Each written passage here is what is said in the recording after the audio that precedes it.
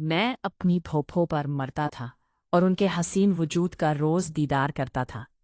एक दिन फूफो नहाकर निकल रही थी तो उनके गीले वजूद को देखकर मैं खुद पर काबू न रख सका और उन्हें पकड़ लिया।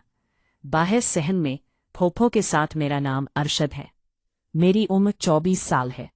मैं चकवाल के एक गांव में रहता हूँ। वो गांव पहाड़ों पर वाक़ है। मैंने अपनी पढ़ाई इसी गांव के एक छोटे से स्कूल से मुकम्मल की थी और अब फारिग होकर घर पर ही था।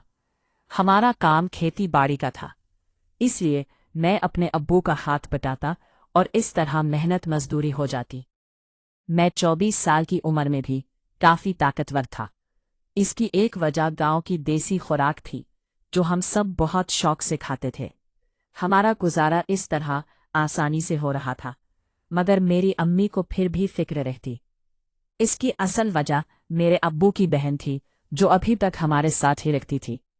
अम्मी के मुताबिक वो हम पर बोझ थी और उनकी वजह से हमारा खर्च ज्यादा होता था। लेकिन मुझे अम्मी की इस बात से इख्तिलाफ था, क्योंकि फूफो भी हमारे घर पर ही फर्द थी। हमारे साथ हमारी दादी अम्मा भी रहती थी, इसी वजह से फूफो भी हमारे साथ रहती थी, वरना अम्मी ने तो उन्हें घर से निकालने में कोई कसर नहीं छोड़ी थी। मेरी फूफो का नाम नौरीन था और इस वक्त उनकी उम्र 27 साल थी, लेकिन उनकी अभी शादी नहीं हुई थी। इसकी असल वजह यह थी कि बचपन में वो अपनी सहेलियों के साथ पहाड़ों पर खेलने जाती थी। एक दिन उनकी सहेलियों ने मजाक में उन्हें पहाड़ पर अकेला छोड़ दिया और वापस आ गई। फूफो इस वक्त बहुत छोटी थी, इसलिए उन्हें वापसी का रास्ता नहीं मालूम था। वो पहाड़ की चोटी पर खड़ी रो रही थी। कुछ देर बाद उन्हें शदीद भूख लगी तो उन्होंने कुछ खाने की तलाश शुरू की। थोड़ी देर बाद उन्हें एक डब्बा मिला जिसके अंदर काले रंग की कोई चीज थी। उन्होंने नासमझी में उसे खाने की चीज समझकर खा लिया। बाद में मालूम हुआ कि वो दरअसल कोई दवा थी जिसके असर से वो बांझ हो गई थी। घर वाले बहुत परेशान हो गए। फूफो भी बहुत दुखी थी। वक्त के साथ वो उदास रहने लगी।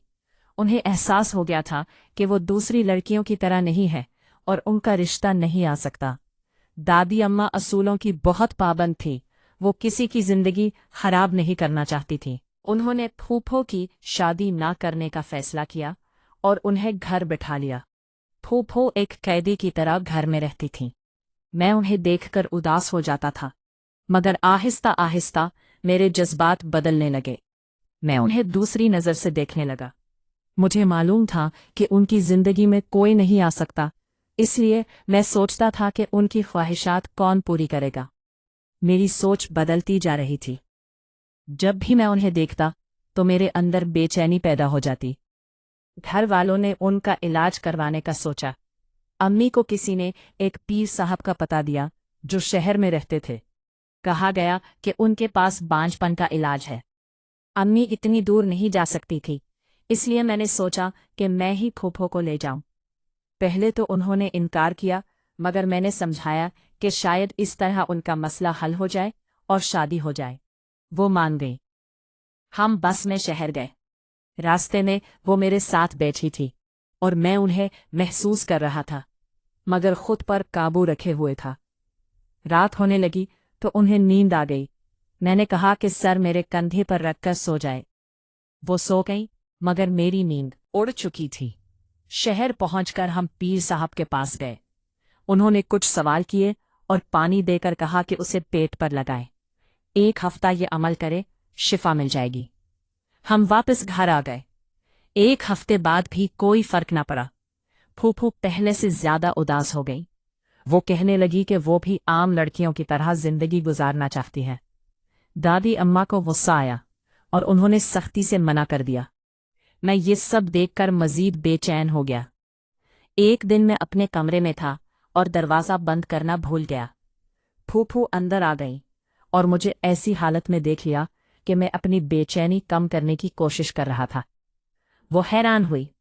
मैंने कहा कि जब मैं उन्हें देखता हूं तो बेचैन हो जाता हूं, इसलिए खुद को इस तरह संभालता हूं।